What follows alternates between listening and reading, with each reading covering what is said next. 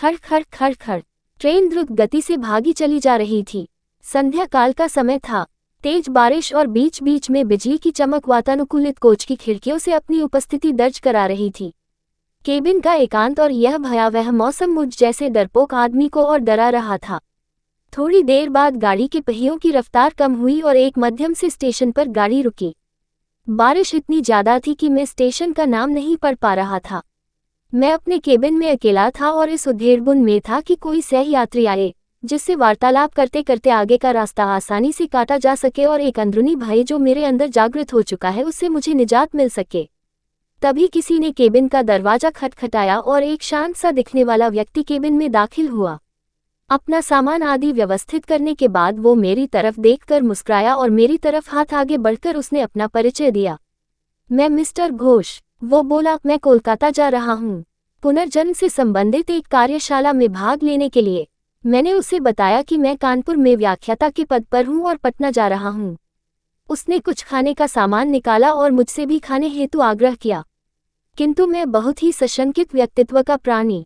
Train में किसी अजनबी के द्वारा दिए गए खाने को लेना असंभव था मेरे लिए। मैंने बहुत विनम्रता से उसके आग्रह को ठुकराया। वो भी कम उस्ताद नहीं था। कसकर हंसा और बोला, संशय कर रहे हैं मेरे ऊपर? अभी तो कुछ नहीं, देखिए आगे क्या क्या होता है। उसके ये शब्द सुनकर मुझे सांप सूंघ गया, किंतु मैंने किसी तरह अपनी घबराहट को छिपाया। कोई स्टेशन आने पर वो उतरता और ट्रेन चलने के बाद किसी दूसरे कंपार्टमेंट से चढ़कर फिर आ जाता। पूछने पर बोलता कि बीच बीच में रेलवे की नौकरी भी कर लेता हूँ। थोड़ी देर बाद मैं और वो विभिन्न विषयों पर चर्चा करने लगे। उसने पुनर्जन्म से संबंधित बातें प्रारंभ की और पुनर्जन्म को अंधविश्वास बताया।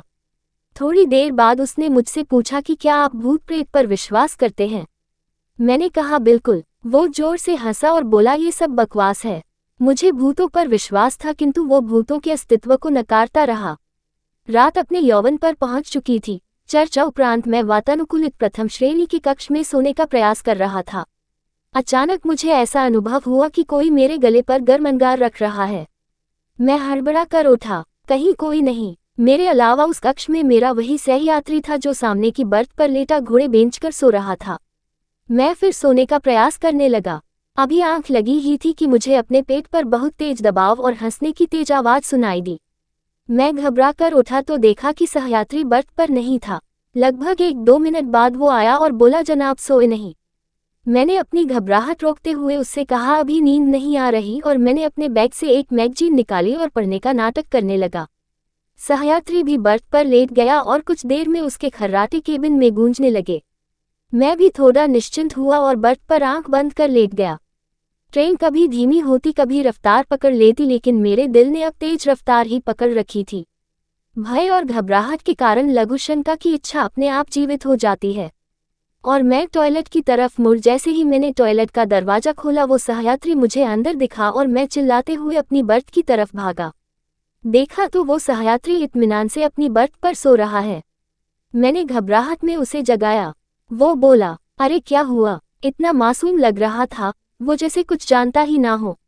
मैंने कहा, आप यहाँ भी और वहाँ टॉयलेट में भी। वो कुटिलता से हंसा और बोला, मैं कितने रूप में कहीं पर भी रह सकता हूँ।